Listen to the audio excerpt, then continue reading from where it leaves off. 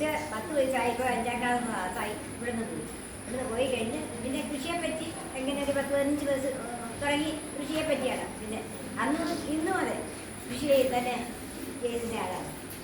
അപ്പം ഇനിയിപ്പോൾ പറയാനുള്ളത് ഇപ്പോഴത്തെ കൃഷിയെ പറ്റി പിള്ളേർക്ക് ഇപ്പോൾ കൃഷി എല്ലാം ഉണ്ടാക്കിയാലും പിള്ളേർക്ക് വേണ്ടല്ലോ, ഭക്ഷണം വേണ്ടല്ലോ, അതാണ് പറ്റുന്നത്. പിന്നെ പറയാൻ വേറെ ഒന്നും തന്നെ പറയാനില്ല. 150 പിള്ളേരെ ഞങ്ങൾ സ്കൂളിൽ പഠിച്ചതാണ്. 3 സാറുമാരെ അതൊക്കെ കാലത്തുള്ളൂ. 3 സാറുമാരെ 150 പിള്ളേരെ പഠിപ്പിച്ചുകൊണ്ടിരുന്നത് 1, 2 ഉച്ചവരെ. അത് കഴിഞ്ഞ് 2, 3, 4 വൈകുന്നേരം അങ്ങനെയാണ് പഠിപ്പിച്ചുകൊണ്ടിരുന്നത്. അങ്ങനെയാണ് ഈ 3 സാറുമാർ പഠിപ്പിച്ചുകൊണ്ടിരുന്നത്. ഇന്നത്തെ കൃഷിയെ പറ്റി പറഞ്ഞാൽ ഇപ്പം നെൽകൃഷിയിലല്ല, വളരെ ചുരുക്കത്തിലാണ്. ഇപ്പം പണിയാനാളില്ല. അത് കാരണം കൊണ്ടാണ് ഇപ്പം ആർക്കും അല്ലാത്ത വെയിൽ കൊള്ളാത്ത പണി കൊണ്ട് ജീവിക്കാനാണ് ഇപ്പം എല്ലാവരും നോക്കുന്നത്. പിന്നെ ഞാനിന്നും ഇങ്ങനെ ആൾക്കാർ പോകുമ്പോൾ ഒരേ സ്ഥലത്തോടെ പോകുന്നു എന്ന് തന്നെ ഇന്നലെ വരെ പറഞ്ഞുകൊണ്ടിരിക്കുന്നു. ഇരുനാഴി മണ്ണിനായി ഉയരുന്ന കർത്തകൾ ഇരുകൈമാടും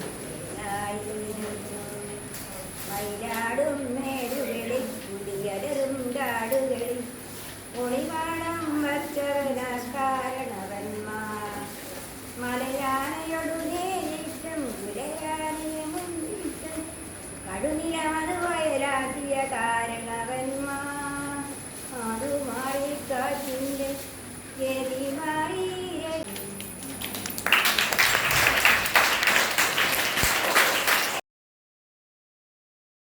പണ്ട് ചവറായിരുന്നു, അല്ലാതെ ഇപ്പോഴത്തെ വളമൊന്നും കണ്ടത് കൃഷിക്കില്ല. അങ്ങനെയാണ് കണ്ടത് ചെയ്തുകൊണ്ടിരുന്നത്. ഇപ്പോഴൊക്കെ പുതിയ വളങ്ങൾ മേടിച്ചാണ് ചെയ്യുന്നത്. എന്നാലും ഞാനധികം തിന്നിൻ്റെയാണോ ധാരാളം വെള്ളം വരാൻ വേണ്ടിയില്ലേ. ഇപ്പൊ നമ്മുടെ ബക്കറ്റൊക്കെ ഇങ്ങനെ കയറിൽ കെട്ടി ഇറങ്ങിയിട്ടാണ്.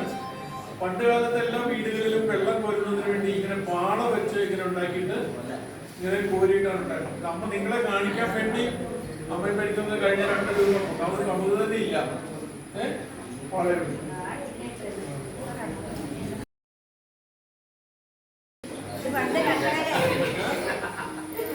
എല്ലാവർക്കും ഈ തൊപ്പി വേണം. പണ്ട് എല്ലാ വീട്ടിലും എല്ലാ കാർമ്മങ്ങളും തൊപ്പിയിട്ടോണ്ടാണ് ഇങ്ങനെ പണിയുന്നത്.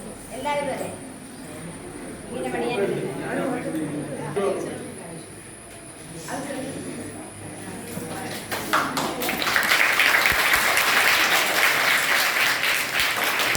വേറൊരു കാര്യം ഞാൻ പറയാം. അന്ന് സ്കൂളിൽ ഇങ്ങനെ പൈപ്പൊന്നുമില്ല. അമ്മ വെള്ളം കുടിക്കാനൊക്കെ ആയിട്ട് എവിടെ പോയെന്നൊന്ന് പറയാമോ? എങ്ങനെയായിരുന്നു? ഒരു വീട് ഉണ്ടായിരുന്നത് ഇവിടെ നിന്ന് കാഞ്ഞിരമറ്റ നമ്മുടെ പാലം വരെ 12 വീടുണ്ടായിരുന്നു. അന്ന് റോഡില്ല നമുക്കിവിടെ.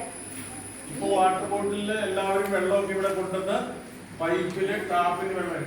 ഈ പറയുന്ന വീട്ടിൽ വെള്ളം കുടിക്കാൻ അറിയാം. ആ കാലഘട്ടത്തില് തൊടിയിലും തീണ്ടലും ഉണ്ടായിരുന്നു. അങ്ങനെ ഒരു കാലഘട്ടത്തെ കുറിച്ച് കേട്ടിട്ടുണ്ടോ?